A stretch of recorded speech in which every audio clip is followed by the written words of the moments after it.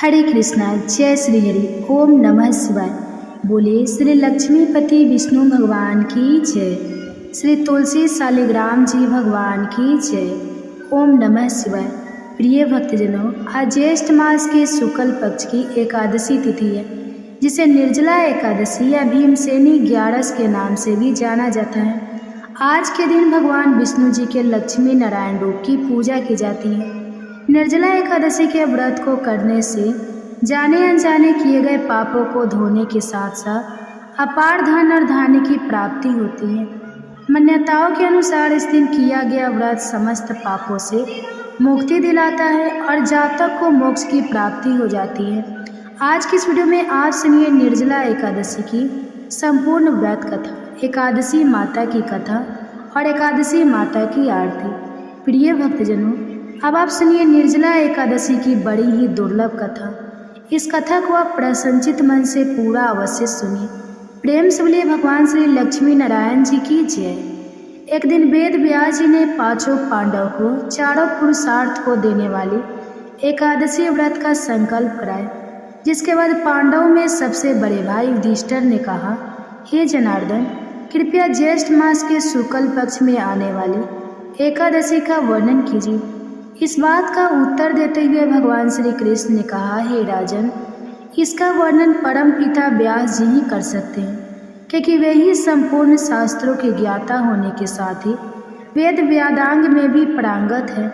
इस बात के उत्तर में वेद व्यास जी ने कहा, कृष्ण और शुक्ल पक्ष की एकादशी में अन्न ग्रहण करना वर्जित होता है। द्वादशी के दिन स्नान आदि करने के बाद पवित्र होकर भगवान श्री विष्णु की पूजा करनी चाहिए। इस दिन ब्राह्मणों को भोजन देने के बाद ही स्वयं भोजन किया जाता है। वेद व्यास जी के इन वचनों को सुनकर भीमसेन ने कहा, हे पितामह, माता कुंती, भ्राता युधिष्ठिर, अर्जुन, नकुल, सहदेव और द्रौपदी आदि सभी एकादशियों का व्रत करते हैं और मुझे भी अनाज खाने को मना करते हैं, परंतु मैं उनसे कहता हूँ कि भाई, भक्ति पूर्वक भगवान की पूजा आदि तो मैं कर सकता हूँ और दान भी दे सकता हूँ, परंतु भोजन के बिना मैं नहीं रह सकता, क्योंकि मेरे उदर में व्रत नाम की अग्नि हमेशा ही प्रज्वलित रहती है, जिसके चलते मुझे बहुत अधिक भोजन ग्रहण करना पड़ता है। उसके बाद यह शांत होती है।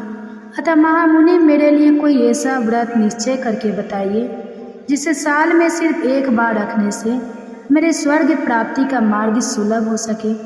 मैं पूरे मन और निष्ठा से इस व्रत का पालन करूंगा। यह सुनकर श्री व्यास जी ने कहा, हे पुत्र भीम, बड़े बड़े ऋषियों ने अनेक शास्त्र बनाए हैं, जिनमें वर्णित उपायों के द्वारा थोड़े परिश्रम से ही स्वर्ग की प्राप्ति हो सकती है, परंतु उन शास्त्रों में भी दोनों पक्षों की एकादशियों के व्रतों को मुक्ति के लिए सबसे श्रेष्ठ लिखा है। श्री व्यास जी के वचन को सुनकर से नरक में जाने के भय से भयभीत हो गए और कपारमान होकर बोले, अब क्या करूं? 1 मास में 2 व्रत तो मैं कर नहीं सकता। हाँ, साल में 1 व्रत करने का प्रयत्न अवश्य कर सकता हूँ। 1 दिन व्रत करने से मेरी मुक्ति हो जाए, यदि ऐसा कोई व्रत हो तो कहिए। यह बात सुनकर वेद व्यास जी कहने लगे कि वृषभ और मिथुन संक्रांति के बीच ज्येष्ठ मास के शुक्ल पक्ष की जो एकादशी आती है, उस निर्जला एकादशी का व्रत करो। इस एकादशी के व्रत में स्नान और आचमन के सिवा जल पीना वर्जित है। आचमन में 6 मासी जल से अधिक नहीं होना चाहिए, अन्यथा वह मद्यपान के समान हो जाता है। इस दिन भोजन नहीं ग्रहण करना चाहिए, क्योंकि भोजन ग्रहण करने से व्रत भंग हो जाता है। इस एकादशी के दिन सूर्योदय से लेकर द्वादशी को सूर्योदय तक जल ग्रहण न करने से समस्त एकादशियों के व्रतों का पुण्य फल प्राप्त होता है। द्वादशी को सूर्योदय से पहले उठकर स्नान आदि करके ब्राह्मणों को दान आदि देना चाहिए। इसके बाद भूखे और सतपात्र ब्राह्मण को भोजन कराकर फिर स्वयं भी भोजन करना चाहिए। इसका फल 1 वर्ष की संपूर्ण एकादशियों के फल के बराबर है। श्री व्यास जी कहने लगे कि हे भीमसेन, यह मुझको स्वयं भगवान श्री कृष्ण ने बताया है। इस एकादशी को पुण्य समस्त तीर्थों और दानों से भी कई गुना अधिक होता है। केवल 1 दिन निर्जल रहने से मनुष्य के सभी पाप और ताप नष्ट हो जाते हैं। जो मनुष्य निर्जला एकादशी का व्रत करते हैं उनको मृत्यु के समय यमदूत आकर नहीं घेरती, बल्कि भगवान के पार्षद उसको पुष्पक विमान में बैठाकर स्वर्ग लोक को ले जाते हैं। अतः संसार में सबसे श्रेष्ठ व्रत निर्जला एकादशी का व्रत है, इसलिए यत्न पूर्वक इस व्रत को अवश्य ही तुम्हें रखना चाहिए। इस दिन ओम नमो भगवते वासुदेवाय इस मंत्र का जाप करना चाहिए। और हे कुंती नंदन, निर्जला एकादशी के दिन अब जो दान का महत्व बताया गया है उसे ध्यान से सुनो। उस दिन जल में विराजमान भगवान विष्णु के पूजन के साथ यानी पानी में खड़ी हुई गौ का दान करना चाहिए। इसके अलावा अन्य किसी गाय का दान भी कर सकते हैं। इस दिन को ब्राह्मण को भोजन आदि से संतुष्ट कराना चाहिए, क्योंकि उनके संतुष्ट होने पर ही भगवान विष्णु मोक्ष प्राप्ति के मार्ग को खोलते हैं। जो भी मानव भगवान विष्णु की पूजा के साथ ही रात्रि के समय जागरण करते हुए इस निर्जला एकादशी के व्रत को रखता है, वे न केवल स्वयं को अपितु अपने साथ अपनी 100 पीढ़ियों को भी भगवान श्रीहरि के परम धाम में पहुंचा देते हैं। निर्जला एकादशी के दिन दान का भी विशेष महत्व है। इस दिन अन्न के साथ वस्त्र, गाय, जल, सैया, आसन, कमंडल और छाता आदि दान करनी चाहिए।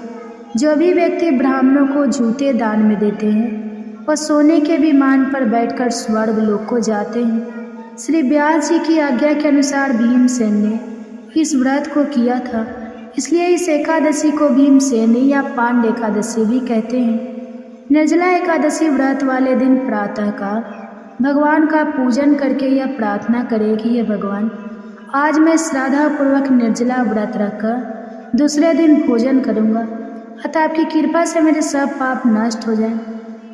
इस दिन जल से भरा हुआ एक हरा वस्त्र से ढककर स्वर्ण सहित दान करना चाहिए। जो मनुष्य इस व्रत को करते हैं उनके करोड़ फल सोने के दान का फल मिलता है, और जो इस दिन यज्ञ आदि करते हैं उनका फल तो वर्णन ही नहीं किया जा सकता। जिन्होंने निर्जला एकादशी का व्रत किया है वे चाहे ब्रह्मा हत्यारे हो अथवा गुरु के साथ द्वेष करने वाले, फिर भी इस व्रत के प्रभाव से स्वर्ग में जाते हैं। जो मनुष्य भक्ति पूर्वक इस कथा को पढ़ते या सुनते हैं उनको निश्चय ही स्वर्ग लोक की प्राप्ति होती है। इसलिए हे कुंती पुत्र भीमसेन, जो इस प्रकार स्त्री या पुरुष पूर्ण रूप से पापनाशनी एकादशी का व्रत करता है वह सब पापों से मुक्त होकर आनंदमय पद को प्राप्त होता है। यह सुनकर भीम सिंह ने भी शुभ एकादशी का व्रत आरंभ कर दिया। तब से लोक में पांडव एकादशी द्वादशी के नाम से विख्यात हुई। तो प्रेम से बोलिए भगवान श्री विष्णु जी और माता लक्ष्मी जी की जय। प्रेम से बोलिए देवी तुलसी और भगवान शालिग्राम जी की जय। प्रिय भक्तजनों, अब आप श्रवण करेंगे एकादशी के दिन सुनी जाने वाली एकादशी माता की कथा। यह कथा सुने बिना व्रत कथा अधूरी मानी जाती है, तो इसे पूरा अवश्य सुनिए। एक बार एक राज्य में एक राजा रहा करता था। राजा बहुत ही बुद्धिमान और बलशाली था। राजा सदा ही अपनी प्रजा का बहुत अच्छे से ध्यान रखता था। प्रजा भी राजा को बहुत पसंद करती थी। राजा की 2 बेटियां थीं। राजा अपनी दोनों बेटियों से बहुत प्रेम करता था। राजा की छोटी बेटी देखने में बहुत सुंदर और आकर्षित थी, और राजा की बड़ी बेटी छोटी बेटी के मुकाबले थोड़ी कम सुंदर थी। राजा की छोटी बेटी माता की पूजा किया करती थी, और सभी लोग राजा की छोटी बेटी से बहुत प्रेम करते थे और बहुत प्रशंसा किया करते थे। राजा भी अपनी छोटी बेटी को बड़ी बेटी से अधिक प्रेम करता था, जिसके कारण राजा की बड़ी बेटी को अपनी छोटी बहन से बहुत नफरत होने लगी थी। राजा की दोनों बेटियां जब बड़ी हो गई तब एक पड़ोस के राज्य में रहने वाले राजकुमार राजा की बड़ी बेटी के लिए रिश्ता लेकर आया। लेकिन जैसे ही उस राजकुमार की नज़रें राजा की छोटी बेटी पर पड़ी तो वह राजकुमार राजा की छोटी बेटी पर आकर्षित हो गया और छोटी बेटी से पहली नज़र में प्रेम करने लगा। उस राजकुमार ने राजा की बड़ी बेटी के साथ विवाह करने से मना कर दिया। और उसने राजा से कहा कि मैं आपकी छोटी बेटी से विवाह करना चाहता हूँ। यह सब देखकर राजा की बड़ी बेटी अपनी छोटी बहन से बहुत क्रोधित हो गई और राजा की बड़ी बेटी ने अपनी छोटी बहन को अपना सबसे बड़ा दुश्मन मान लिया। राजा की बड़ी बेटी ने अपनी छोटी बहन से बदला लेने का निर्णय किया। राजा की बड़ी बेटी ने अपनी छोटी बहन को जान से मारने का उपाय सोचा। राजा की बड़ी बेटी ने अपनी छोटी बहन को मारने के लिए सबसे पहले एक लड्डू में जहर मिलाकर अपनी छोटी बहन को दे दिया और उसको लड्डू खाने के लिए कहा। लेकिन लड्डू खाने के बाद भी छोटी बहन को कुछ भी नहीं हुआ। बड़ी बहन यह देखकर बहुत आश्चर्यचकित हो गई, लेकिन बड़ी बहन ने हार नहीं मानी। जब उसकी छोटी बहन रात में कमरे में सो रही थी, तब उसने एक मटके में सांप रखकर उसके कमरे में छोड़ दिया, लेकिन सांप भी छोटी बहन का कुछ नहीं कर पाया। जिसके बाद बड़ी बहन ने अपनी छोटी बहन से कहा कि चलो हम लोग कुएं में से पानी भर कर लाते हैं। जिसके लिए वह अपनी छोटी बहन को पानी भरने के बहाने कुएं के पास ले गई और उसने अपनी छोटी बहन को कुएं में धक्का दे दिया। लेकिन छोटी बहन को तब भी कुछ नहीं हुआ, क्योंकि हर बार ग्यारस माता उसकी रक्षा कर रही थी। और उधर बड़ी बहन अपने सारे प्रयास के बाद भी असफल हो रही थी, जिससे वह बहुत क्रोधित हो गई और फिर उसने अपनी छोटी बहन के पास जाकर उसे प्रश्न किया कि मेरी छोटी बहन, क्या तुमको पता है कि भगवान ने सबको मृत्यु एक निश्चित समय पर लिखी हुई है और कैसे तुम्हारी या मेरी मृत्यु होगी, क्या यह तुम जानती हो? तब छोटी बहन ने अपनी बड़ी बहन को बताया कि हाँ दीदी, मैं तो जानती हूँ मेरी मृत्यु कैसे होगी। छोटी बहन से यह सब बातें सुनकर बड़ी बहन मन ही मन बहुत प्रसन्न होने लगी और उसने अपनी छोटी बहन से कहा कि तो तुम मुझे अपनी मृत्यु का राज बता। तब छोटी बहन ने अपनी बड़ी बहन से कहा कि मेरी मृत्यु तो एक तोते में है, जो तोते के गले में एक हार है, उससे मेरी मृत्यु होगी। जब तक कोई भी व्यक्ति तोते को मारकर उस हार को अपने गले में पहनेगा तो मैं मूर्छित हो जाऊंगी, और जैसे ही उस हार को अपने गले से उतारे तो मैं वापस जीवित हो जाऊंगी। अपनी छोटी बहन की मृत्यु का राज जानकर बड़ी बहन बहुत खुश हुई और उसने अपनी छोटी बहन को मारने के लिए उसके पालतू तोते को ढूंढना शुरू कर दिया।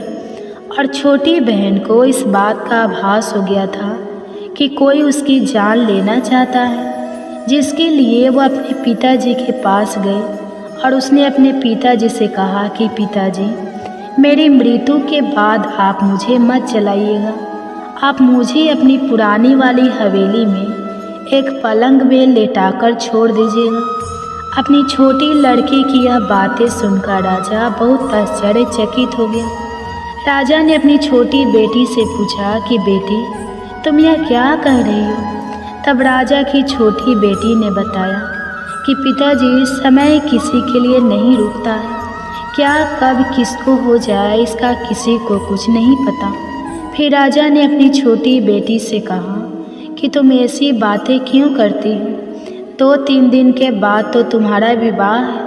लेकिन छोटी बेटी ने अपने पिताजी को ऐसा करने पर मजबूर कर दिया और उनसे वचन ले लिया। राजा ने भी अपनी छोटी बेटी की बात स्वीकार कर ली और 2-3 दिनों के बाद जब शादी का समय आया, तब राजकुमार बारात लेकर राजा के घर आया और राजकुमार और राजा की छोटी बेटी का विवाह शुरू हो गया।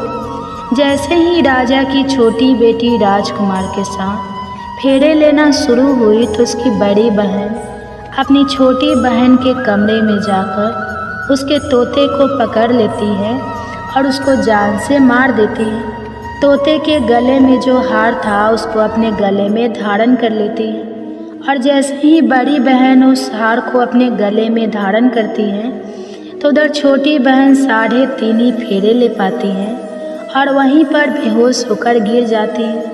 जिसके बाद राजा ने बड़े बड़े दार्द हकीमों को बुलाया और अपनी छोटी बेटी का इलाज करने के लिए कहा। राजा की बात सुनकर जब वैद्य ने छोटी बेटी को देखा तो राजा को बताया कि आपकी छोटी बेटी ना तो जीवित है और ना मरी हुई है। ऐसा मैं पहली बार देख रहा हूँ। राजा ने वैद्य और हाकिम को यह बात बाहर बताने से मना कर दिया और उनको कहा कि अगर तुमने यह बात किसी को बाहर बताई तो हम तुमको फांसी दे देंगे। अपनी छोटी बेटी को पुराने महल में जाकर एक पलंग में लेटा दिया और वहाँ पर कुछ सैनिकों को तैनात कर दिया। इसके बाद राजा वापस अपने महल पर आ गया। राजा की बड़ी बेटी अपने पिताजी के पास आई और कहने लगी कि पिताजी, अगर यह शादी संपन्न नहीं हुई तो आपकी इज्जत का क्या होगा? आप कहें तो मैं आपकी इज्जत बचाने के लिए राजकुमार से शादी करने के लिए तैयार हूँ। जिसके बाद राजा ने अपनी बड़ी बेटी की बात मान ली और राजा ने बड़ी बेटी को छोटी बेटी के कपड़े पहनाकर मंडप में भेज दिया। लेकिन राजकुमार यह जान गया कि यह राजा की छोटी बेटी नहीं है बल्कि यह राजा की बड़ी बेटी है। लेकिन जब राजकुमार ने शादी करने से मना किया तो सभी लोगों ने राजकुमार को विवश करके राजा की बड़ी बेटी से बचे हुए फेरों को संपन्न करा दिया और विवाह संपन्न हुआ। जिसके बाद राजकुमार राजा की बड़ी बेटी को अपने महल में ले गया। विवाह होने के बाद राजकुमार उससे ना तो बात करता था, ना उसे पसंद करता था और ना ही उसके आसपास भटकता था। और राजकुमार ने यह फैसला लिया था कि वह अपनी प्रेमिका को ढूंढ कर रहेगा और यह जान कर रहेगा कि उसके साथ क्या हुआ है। एक दिन राजकुमार अपने घोड़े पर सवार होकर राजा के पुराने महल के पास पहुंचा, जहां पर उसने कुछ सैनिकों को देखा। महल के पास पहुंचकर राजकुमार ने जब महल को ध्यान से देखा तो वह समझ गया कि यह तो हमारे ससुर जी का महल है। तब राजकुमार ने सैनिकों से पूछा कि तुम लोग यहाँ क्या कर रहे हो और इस महल के अंदर उस पलंग में कौन लेटा है? जिसके बाद सैनिकों ने बताया कि यहाँ पर राजा की छोटी बेटी लेटी है। यह सुनकर राजकुमार बहुत प्रसन्न हो गया और वह तुरंत अपनी प्रेमिका के पास पहुँच गया और उसकी सेवा करने लगा। जैसे ही रात हुई तो राजा की छोटी बेटी उठकर खड़ी हो गई। राजकुमार यह देखकर बहुत खुश हो गया और उसने अपनी प्रेमिका से पूछा कि तुम यहाँ क्या कर रही हो? तुम मेरे साथ चलो, घर चलो। राजा की छोटी बेटी ने राजकुमार को सारी बातें बता दी कि मेरी जान एक तोते में बसती थी और मैंने यह बात सिर्फ अपनी बड़ी बहन को बताई थी और मुझे पता है कि उसने ही मुझे मारने का प्रयास किया है। उसके पास एक हार है जिसको वह सुबह पहन लेती है और रात को उतार देती है। जब तक वह हार को पहन कर रखती है तब तक मैं मूर्छित रहती हूँ और जैसे ही वह हार को उतार देती है तो मैं जीवित हो जाती हूँ। और जब तक मेरी बड़ी बहन के पास वह हार रहेगा तब तक मैं ऐसे ही जीवित और मूर्छित होती रहूँगी। अगर मेरी बड़ी बहन के पास जो हार है वह मेरे हाथ लग जाए तो मैं हमेशा के लिए जीवित हो जाऊँगी। राजकुमार यह सब बातें सुनकर राजा की छोटी बेटी के पास रहने का निर्णय लेता है और उसने अपने बचे हुए सारे फेरे उस पलंग में लेटी हुई राजकुमार की छोटी बेटी के साथ ले लिए और अपना विवाह पूर्ण कर लिया और वहीं पर वह रहने लगा। देखते ही देखते कुछ समय में राजा की छोटी बेटी और राजकुमार की पत्नी गर्भवती हो गई। एक दिन राजकुमार को किसी काम से बाहर जाना पड़ा। तब छोटी बहन के पेट में बहुत तेज से दर्द होने लगा, जिसके बाद उसने माता का आह्वान किया। जिसके बाद वहाँ माता प्रकट हुई और उन्होंने अपने भक्तों के दर्द को दूर किया और एक पुत्र की प्राप्ति करवाई। और वहीं पर अचानक से राजकुमार भी आ गया। राजकुमार ने ग्यारस माता को देखा तो वह आश्चर्यचकित हो गया और उसने तुरंत ग्यारस माता को प्रणाम किया। और ग्यारस माता ने राजकुमार से कहा, जब तुम्हारा पुत्र 5 वर्ष का हो जाए तो तुम आकर अपनी पत्नी का हार इसकी गली में डाल देना। और देखते ही देखते राजकुमार और राजा की छोटी बेटी का पुत्र 5 वर्ष का हो जाता है तो राजकुमार अपने बेटे से कहता है कि बेटा, मैं कुछ काम से बाहर जा रहा हूँ, तुम अपनी माता का ध्यान रखना, और वहाँ से चला जाता है। राजा को बाहर निकलता देखकर बड़ी बहन के सैनिक देख लेते हैं और बड़ी बहन को जाकर सारी बातें बता देते हैं। जिसके बाद बड़ी बहन अपनी छोटी बहन के पुत्र को वहाँ से उठवा लेती है और उसको मरवा देती है। छोटी बेटी के पुत्र के 2 टुकड़े करवा देती है। पहला टुकड़ा चक्के के पास छुपा देती है और दूसरा टुकड़ा अपने पलंग के नीचे रख लेती है। अब 11 माता भिखारी का रूप लेकर आती हैं और एक भिखारी का रूप रखकर बड़ी बहन के पास चली जाती है। जिसके बाद वहाँ पर भिक्षा मांगने लगती है तो बड़ी बहन अपने सैनिकों से कहती है कि जाकर भिक्षा दे दो। लेकिन जैसे ही नौकर 11 माता को भिक्षा देने के लिए आते हैं तो माता उन्हें मना कर देती है और कहती है कि मैं तुम्हारी महारानी से ही भिक्षा लूँगी। जिसके बाद बड़ी बहन स्वयं ही भिक्षा देने के लिए माता के पास आती है। तब माता एक बिल्ली का रूप लेकर उसके कमरे में चली जाती हैं और वहाँ पर छोटी बेटी के पुत्र के 2 टुकड़ों को आपस में जोड़ देती है और उसे जीवित कर देती है। फिर उसे वहाँ से ले जाती है। राजकुमार अपने बेटे को लेकर अपनी पत्नी के पास आ जाता है और उसे कहता है कि तुम इसका ध्यान रखना। अगर तुम इस बच्चे का अच्छे से ध्यान रखोगी तो मैं तुमसे बात करूँगा। एक दिन राजकुमार अपने बच्चे से कहता है कि तुम मम्मी से उनके गले का हार मांग लो।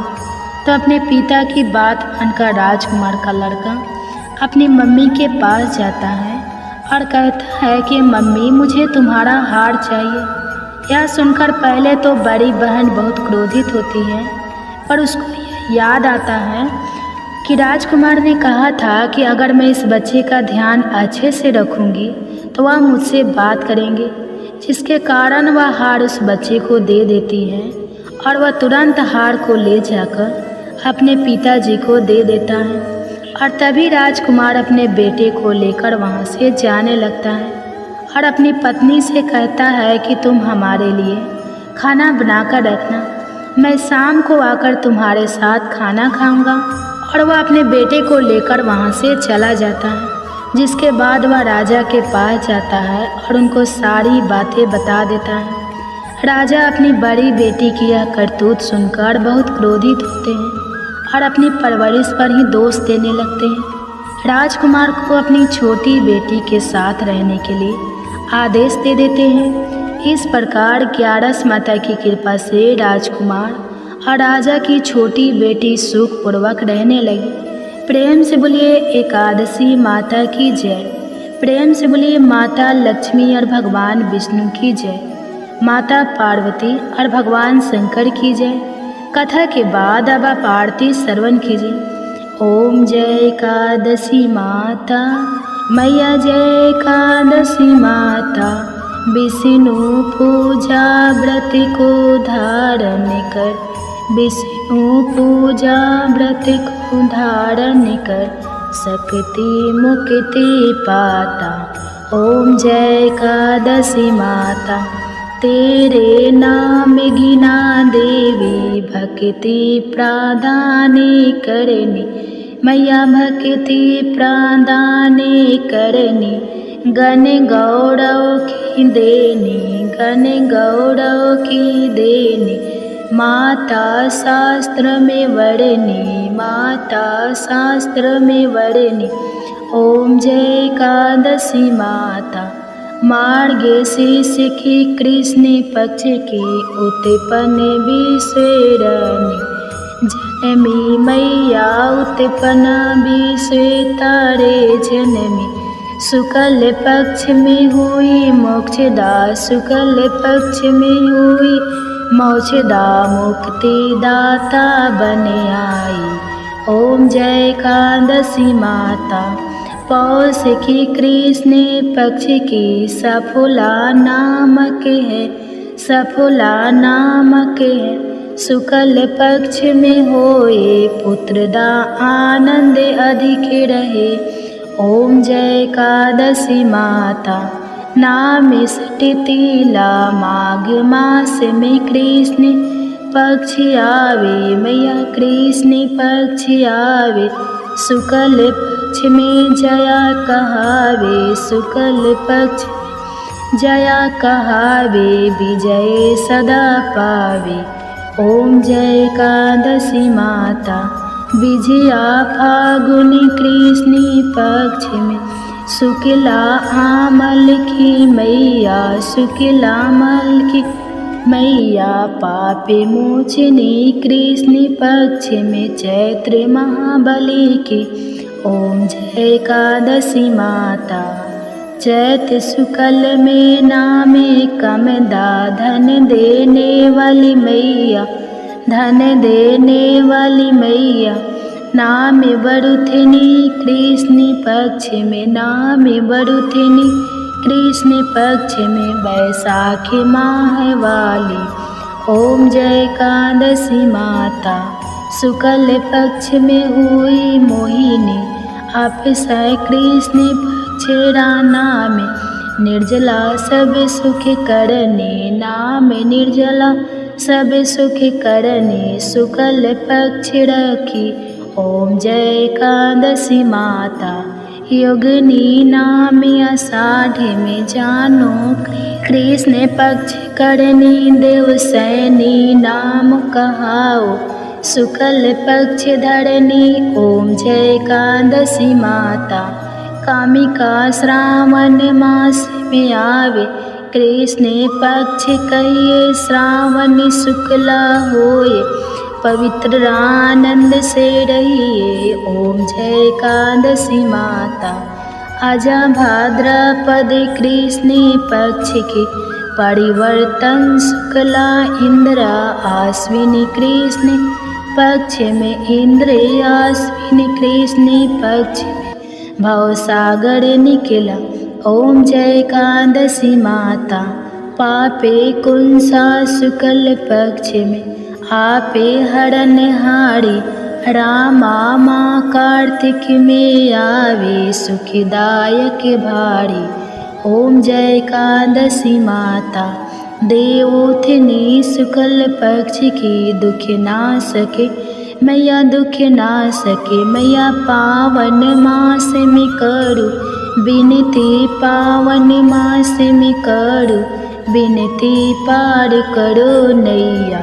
ओम जय एकादशी माता परमा कृष्ण पक्ष में होती जन मंगल करनी मैया जन मंगल करनी मैया शुक्ल मास में होए पगिनी शुक्ल मास में होए पगिनी दुख दरिद्र। ओम जय एकादशी माता जो कोई आरती एकादशी की भक्ति सहित गावे मैया भक्ति सहित गावे जन गुरु देता स्वर्ग का वासा जन गुरु देता स्वर्ग का वासा निश्चय वह पावे। ओम जय एकादशी माता ओम जय एकादशी माता ओम जय एकादशी माता। प्रेम से बोलिए एकादशी माता की जय। प्रेम से बोलिए लक्ष्मी नारायण भगवान जी की जय। आशा करती हूँ आप सभी का पुत्रदा एकादशी का व्रत सफल हो और भगवान श्री लक्ष्मी नारायण जी की कृपा आप और आपके पूरे परिवार पर सदा बनी रहे।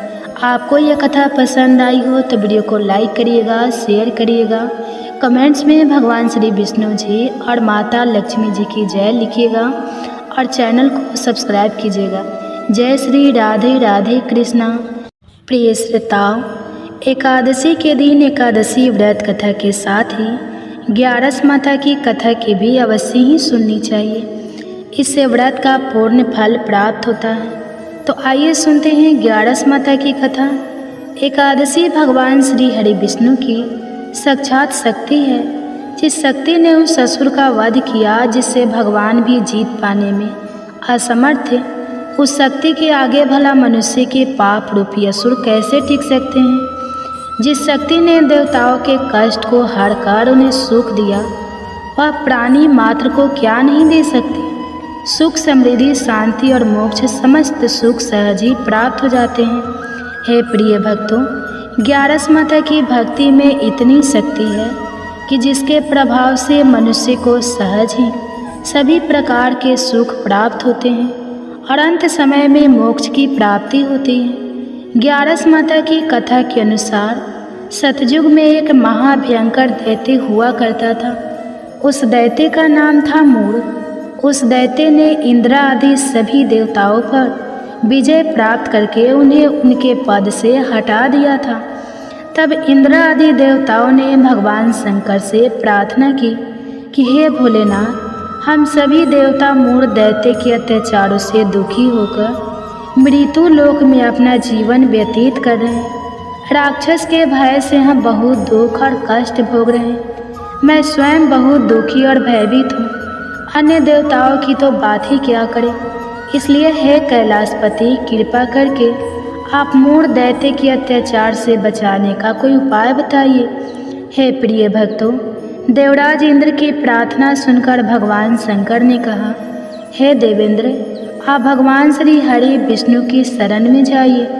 मधु कैटभ का संहार करने वाले भगवान श्री हरि विष्णु देवताओं को अवश्य ही इस भय से मुक्त करेंगे। भगवान शंकर के आदेश के अनुसार इंद्र तथा अन्य सभी देवता शेर सागर गए, जहाँ पर भगवान श्री हरि विष्णु शेष शैया पर विराजमान थे। इंद्र सहित सभी देवताओं ने भगवान श्री हरि विष्णु को देखा और उनके सामने उपस्थित होकर उनकी स्तुति करने लगे। देवता कहने लगे, हे तीनों लोकों के स्वामी, आप स्तुति करने योग्य हैं। हम सभी देवताओं का आपको कोटि कोटि प्रणाम है। हे दैत्यों के सहारा, हम आपकी शरण में हैं, आप हमारी रक्षा करें। हे त्रिलोकपति, हम सभी देवता दैत्यों के अत्याचार से भयभीत होकर आपकी शरण में आए हैं। इस समय दैत्यों ने हमें स्वर्ग से निकाल दिया है और हम सभी देवता बड़ी ही दयनीय स्थिति में मृत्यु लोक में घूम रहे हैं। अब आप ही हमारे रक्षक हैं, हमारी रक्षा करें। हे जगन्नाथ, आप हमारी रक्षा करें। देवताओं की करुण पुकार सुनकर भगवान श्री हरि विष्णु बोले, हे देवगो, कौन सा दैत्य है जिसने देवताओं को जीत लिया है? आप सभी देवक किसके भय से पृथ्वी लोक में भटक रहे हैं? क्या वह दैत्य इतना बलवान है जिसने इंद्र सहित सभी देवताओं को जीत लिया है? तुम निर्भय होकर मुझे सब हाल बताओ। भगवान श्री हरि विष्णु के स्नेहमय वचनों को सुनकर देवेंद्र ने कहा, हे प्रभु, प्राचीन काल में ब्रह्मा वंश में उत्पन्न हुआ नारी जंगम नाम का एक असुर था, जिसका मूढ़ नामक एक पुत्र है, जो चंद्रवर्ती नामक नगरी में निवास करता है, जिसने अपने बल के मृत्यु लोक और देवलोक को जीत लिया है और सभी देवताओं को देवलोक से निकालकर अपने दैत्य कुल के असुरों को इंद्र, अग्नि, यम, वरुण और चंद्रमा आदि सभी को लोकपाल बना दिया है। वह स्वयं सूर्य बनकर पृथ्वी को तापता है और स्वयं मेघ बनकर जल की वर्षा करता है। इसलिए आप इस बलशाली भयानक असुर का संहार करके देवताओं की रक्षा करें। देवेंद्र के मुख से ऐसे वचन सुनकर भगवान श्री हरि विष्णु बोले, हे देवताओं, मैं आपके शत्रु का शीघ्र ही संहार करूँगा। आप सभी इसी समय मेरे साथ चंद्रवर्ती नगरी चलिए। देवताओं की पुकार पर भगवान श्री हरि विष्णु तुरंत ही उनके साथ चल पड़े और उधर दैत्यराज मूढ़ ने अपने तेज से जान लिया था कि भगवान श्री हरि विष्णु युद्ध की इच्छा से उसकी राजधानी में आ रहे हैं। इसलिए अपने राक्षस योद्धाओं के साथ वह भी युद्ध भूमि में आकर गरजने लगा और देखते ही देखते युद्ध प्रारंभ हो गया। युद्ध शुरू होने पर अनगिनत असुर अपने अस्त्र शस्त्रों के धारण करके देवताओं से युद्ध करने लगे, लेकिन देवता तो पहले से ही डरे हुए थे। वह अधिक देर तक राक्षसों का सामना ना कर सके और भाग खड़े हुए। तब भगवान श्री हरि विष्णु स्वयं युद्ध भूमि में आ गए। दैत्य पहले से भी ज़्यादा जोश में भरकर भगवान श्री हरि विष्णु से युद्ध करने लगा। वे अपने अस्त्र शस्त्रों से उन पर भयानक प्रहार करने लगा। दैत्यों के आक्रमण वारों को श्री हरि विष्णु अपने चक्र और गदा के प्रहारों से नष्ट करने लगे। इस युद्ध में अनेक दैत्य सदा के लिए मृत्यु की गोद में समा गए, किंतु दैत्यराज मूढ़ भगवान विष्णु के साथ निश्चल भाव से युद्ध करता रहा। उसका तो जैसे अभी बाल था, बांका नहीं हुआ था। वह बिना डरे युद्ध कर रहा था। भगवान विष्णु मूर्ख को मारने के लिए जिन जिन शास्त्रों का प्रयोग करते, वे सब उसके तेज से नष्ट होकर उस पर पुष्पों के समान गिरने लगते। अनेक अस्त्र शस्त्रों का प्रयोग करने पर भी भगवान श्री हरि विष्णु उससे जीत ना सके। तब वे आपस में मिल युद्ध करने लगे। भगवान श्री हरि विष्णु ससुर से देवताओं के लिए सहस्त्र वर्षों तक युद्ध करते रहे, किंतु ससुर से जीत ना सके। अंत में भगवान विष्णु शांत होकर विश्राम करने की इच्छा से बद्रिका आश्रम स्थित 38 कोस लंबे एक द्वार वाली हेमवती नाम की एक गुफा में प्रवेश कर गए। उस गुफा में भगवान ने शयन किया। भगवान विष्णु के पीछे वह दैत्य भी चला गया। भगवान श्री हरि विष्णु को सोता हुआ देखकर वह दैत्य उन्हें मारने को तैयार हुआ। वह सोच रहा था कि आज तो मैं अपने चीर शत्रु को मारकर हमेशा हमेशा के लिए निशक्तंठ हो जाऊंगा, लेकिन उसकी यह इच्छा पूर्ण ना हो सकी, क्योंकि उसी समय भगवान श्री हरि विष्णु की देह से एक दिव्य वस्त्र धारण किए हुए एक अत्यंत मोहिनी देवी उत्पन्न हुई और राक्षस को ललकार कर उससे युद्ध करने लगी। उस देवी को देखकर राक्षस को घोर आश्चर्य हुआ और वह सोचने लगा कि यह ऐसी दिव्य कन्या कहाँ से उत्पन्न हुई, और फिर वह असुर उस कन्या से लगातार युद्ध करता रहा। कुछ समय बीतने पर उस देवी ने क्रोध में आकर उस दैत्य के अस्त्र शस्त्रों के टुकड़े टुकड़े कर दिए। अब तो उस दैत्य को बड़ा ही क्रोध आया और वह सारी मर्यादाएं भंग करके उस देवी के मल्ल युद्ध करने लगा। उस तेजस्वी कन्या ने उसको धक्का मारकर मूर्छित कर दिया और उसकी मूर्छा टूटने से पूर्व ही उसका सिर काटकर धड़ से अलग कर दिया, और सिर कटते ही वह असुर पृथ्वी पर गिरकर मृत्यु को प्राप्त हुआ और बाकी बचे हुए असुर अपने राजा का ऐसा दुखद अंत देखकर भयभीत होकर पाताल लोक में भाग गए। भगवान श्री हरि विष्णु जब निद्रा से जागे तो उस असुर को मरा हुआ देखकर उन्हें घोर आश्चर्य हुआ और वे सोचने लगे कि इस महाबली को किसने मारा है। तब वह तेजस्वी कन्या श्री हरि से हाथ जोड़कर बोली, हे जगदीश्वर, यह असुर आपको मारने को तत्पर था, तब मैंने आपके शरीर से उत्पन्न होकर इस असुर का वध किया है। देवी की बात सुनकर भगवान श्री हरि विष्णु बोले कि तुमने इस असुर को मारा है, इसलिए हे देवी मैं तुमसे अत्यंत प्रसन्न हूँ। इसे मारकर तुमने तीनों लोकों को देवताओं के कष्ट को हरा है, इसलिए तुम अपनी इच्छा अनुसार वरदान मांग लो, मैं तुम्हारी प्रत्येक इच्छा को पूर्ण करूँगा। भगवान की बात सुनकर वह देवी बोली कि हे प्रभु, मुझे यह वरदान दीजिए कि जो भी मनुष्य या देव मेरा व्रत करे उसके सभी पाप नष्ट हो जाए और अंत में उसे स्वर्ग लोक की प्राप्ति हो। मेरे व्रत का आधा फल रात्रि को मिले और उसका आधा फल एक समय भोजन करने वाले को मिले। जो श्रद्धालु भक्ति पूर्वक मेरे व्रत को करे वह निश्चय ही वैकुंठ लोक को प्राप्त करे। जो मनुष्य मेरे व्रत में दिन तथा रात्रि को एक बार भोजन करे वह धन धान्य से भरपूर रहे। कृपा करके मुझे ऐसा वरदान दीजिए। भगवान श्री हरि विष्णु ने कहा, हे देवी, ऐसा ही होगा। मेरे और तुम्हारे भक्त एक ही होंगे और अंत में संसार में प्रसिद्धि को प्राप्त होकर मेरे लोक को प्राप्त करेंगे। हे कल्याणी, तुम एकादशी को पैदा हुई हो, इसलिए तुम्हारा नाम भी एकादशी हुआ। तथा जो मनुष्य इस दिन व्रत करेंगे उनके समस्त पापों समूल नष्ट हो जाएंगे। तुम मेरे लिए अब तीज, अष्टमी, नवमी और 14 से भी अधिक प्रिय हो। तुम्हारे व्रत का फल सभी तीर्थों के फल से भी महान होगा। यह मेरा अष्टांग का कथन है। इतना कहकर भगवान श्री हरि विष्णु उसी स्थान पर अंतर ध्यान हो गए। तो सभी प्रेम से बोलिए एकादशी माता और विष्णु भगवान की जय। हे प्रिय भक्ति, तो आइए अब सभी मनोकामनाओं को पूर्ण करने वाली तुलसी माता की बड़ी ही पावन कथा को सुनते हैं। एक बार एक गांव में एक बुजुर्ग महिला रहा करती थी। वह प्रतिदिन पूजा पाठ किया करती थी। वह रोज तुलसी माँ की पूजा करती थी और वह बुजुर्ग महिला रोज तुलसी माता से कहती, हे तुलसी माँ, तुम मुझे बहू दे, पीताम्बर की धोती दे, मीठा मीठा घास दे, बैकुंठ में वास दे, चटक की चाल दे, पटक की मौत दे, चंदन का काठ दे, रानी का काज दे, दाल भात का भोजन दे, ग्यारस की मौत दे और कृष्ण जी का कंधा दे। वह बुजुर्ग महिला हर महीने महीने में तुलसी माता की रोज पूजा करती थी और उनके बिरले को रोज सींचती थी। तुलसी माता बुजुर्ग महिला की बात सुनकर धीरे धीरे सूखने लगी।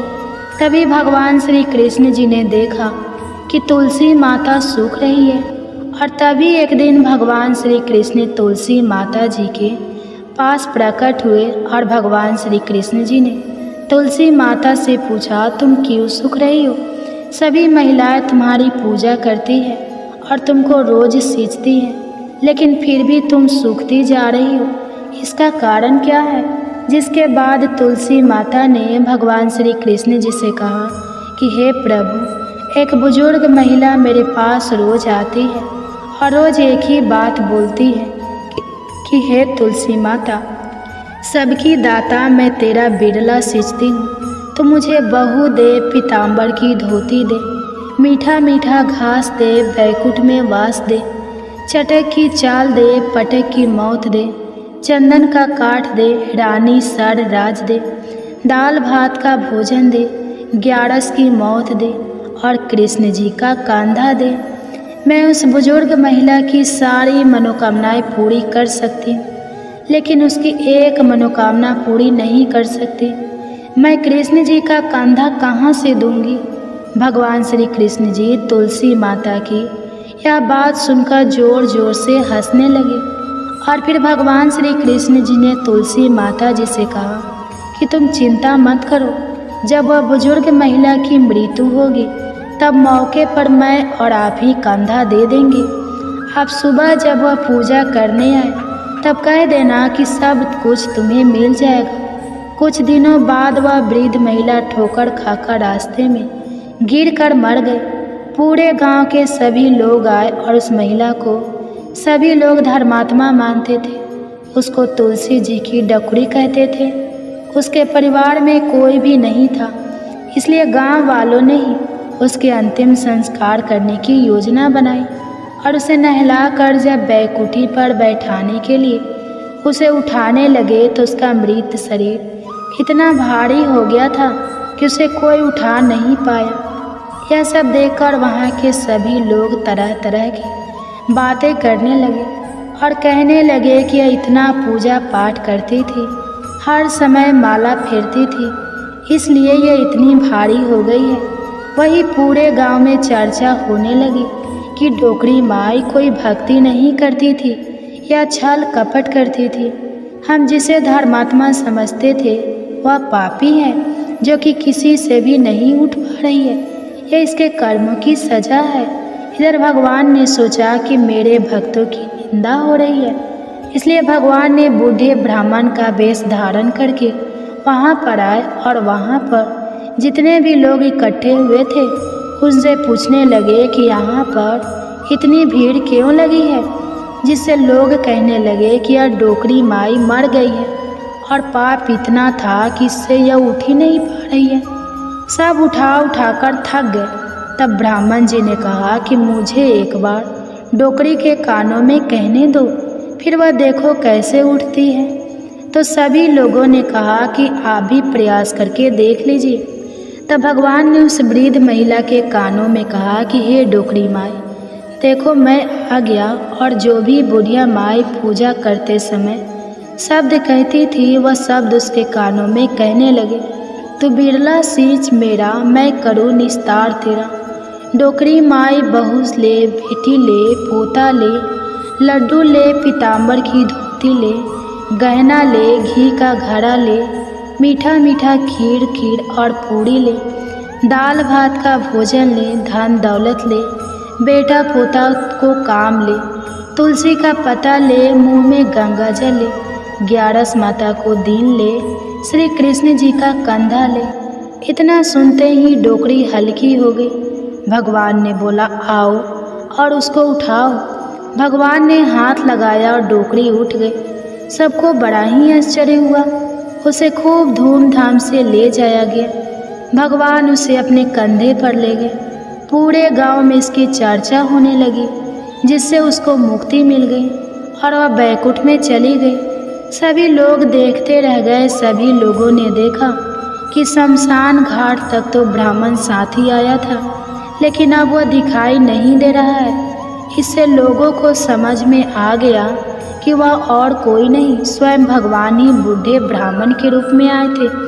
तो बोलिए श्री राधा कृष्ण भगवान की जय। बोलिए श्री तुलसी शालिग्राम जी की जय।